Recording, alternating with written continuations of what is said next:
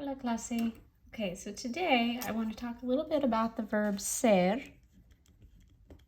and just the verbs in general. So in Spanish, you have three types of verbs. You have AR verbs, ER verbs, and IR verbs. But your book starts you out with the verb ser. And so the verb ser means to be. In Spanish, we actually have two different verbs that mean to be. So we're not ready for the other one. Right now, we're just doing with this one. But know for now that this is to be usually in the permanent sense. And that's not necessarily going to be a guarantee for all things, but I think it's a pretty good overriding way to look at ser. Now, the verb ser is an irregular verb. So that means that it doesn't follow the rules of a normal verb. So when we get into the next chapter, we're going to have the normal verbs. We're going to have the AR verbs, and they have a pattern. They have rules that they follow. This one, when it means it's irregular, it means it doesn't have a normal pattern to it. Okay, so ser, knowing that it means to be. So if we think about, okay, well, what is to be in English? And sometimes it's hard with English because you have to connect the infinitive, which this is the infinitive, is to be. Ser is the infinitive in Spanish, or the infinitivo. So that means that's the verb like before it's conjugated, and it's what I would call like the dictionary form of the verb. So for instance, in English, to be would be I am, you are, he or she is, we are, and then they are. And really, I skipped you all are. I should have put that in as well. But what I want you to notice is that in English, we have am, is, and are. So we only have 3 different forms in English. But in Spanish, we're going to end up with 6 forms. So what you want to make sure that you learn when you learn your verbs is that you also learn your subject pronouns. So your subject pronouns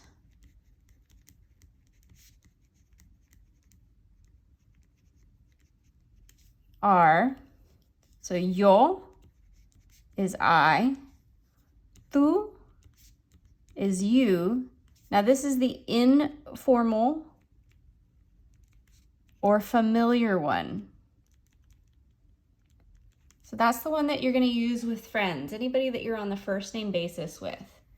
Then we have él, which is he, ella, she. Then on the plural, oh, and we also have usted. So usted looks like this. A lot of times we're going to abbreviate that, and I will usually abbreviate it, and you're welcome to do so as well. Well, not on your assignments because then it needs to be spelled out or the computer will take it wrong. But usted, and then, so that's the you, which this one is the formal you. So this is the one that you want to use maybe when you just meet someone who's maybe above you in a job position, like your boss, someone who's older than you. So like a teacher-student relationship, typically the teacher will use tú for the students, and then the students should use usted for the teacher or the professor. Okay, then for plural, we have, let me go in order. We have nosotros. So you have nosotros and you also have nosotras. So nosotros is we, and that's male or male and female. And then we have nosotras, which is we, which is all female. Okay, so the moment you add one male to the group, it becomes nosotras. But either way, nosotros, I said that wrong. Either way, it's we. Then we have the form vosotros that we use in Spain.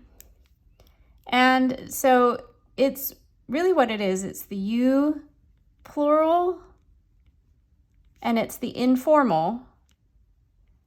So the best way that I like to describe that here in Texas is y'all, right? Because you don't necessarily want to walk into a business meeting and say, hey, y'all, right? Some of us might do it, but to be formal, you would use you.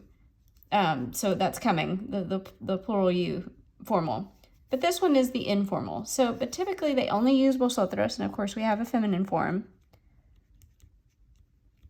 We typically only use that in Spain. Okay, so that's the you plural. I'm going to put y'all here. So the top one is masculine or masculine and feminine, and the bottom one is feminine only. Okay, then we have ellos, which is they. And again, this is going to be masculine or masculine and feminine. And then we have ellas, which is they again, but this one is all female. And then our last group here, we have ustedes. And again, that one has an abbreviation that you can use, the UDS.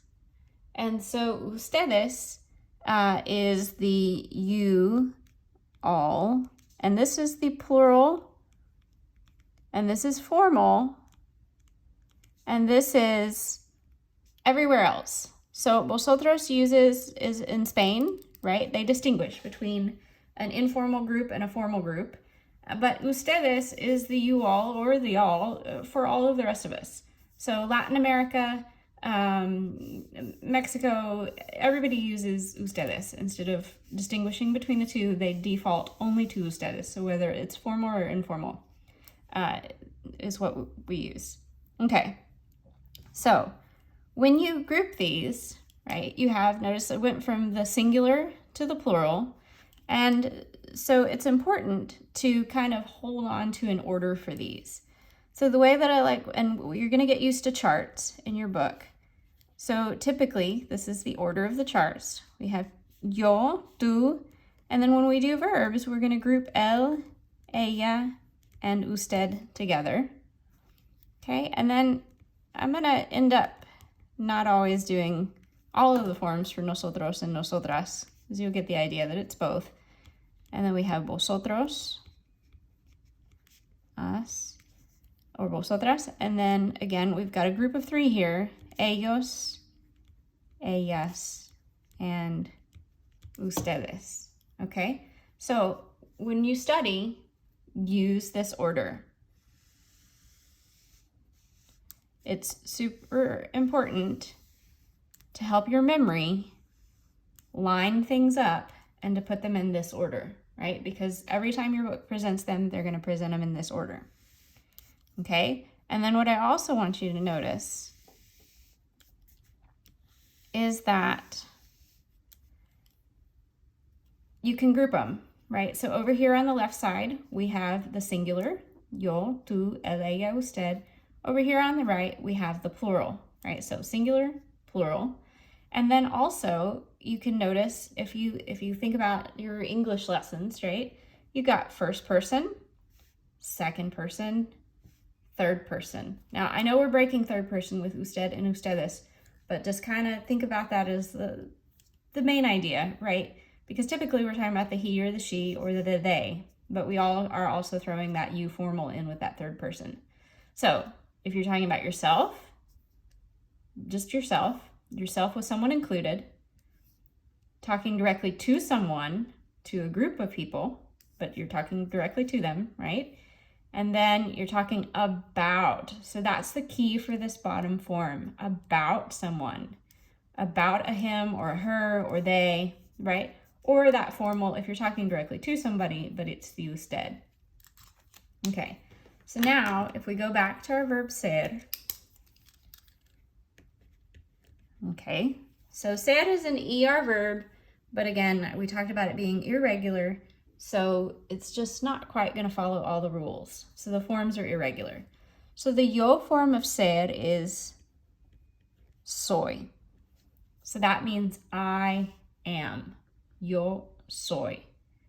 Now, when you get deeper into this, you don't have to say the subject pronoun. This is so specific in Spanish that we don't have to repeat the subject pronoun. When I started learning Spanish, I actually swore I was always going to use the subject pronouns. Yeah, that lasted for about a week, and I started to drop them. But I would recommend in your notes, especially at the beginning, always repeat these subject pronouns to learn them. And I would also recommend create a verb chart like this and write it over and over and over again. I would say about 10 times per verb to make sure that you learn it. So, yo soy, tú eres, él, ella, usted es, nosotros y nosotras somos, vosotros or vosotras sois,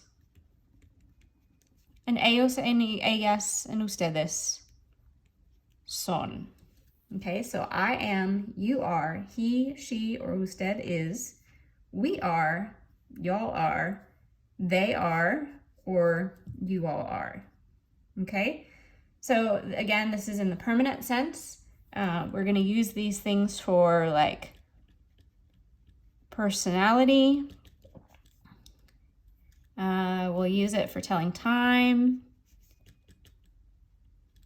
We use it for physical descriptions.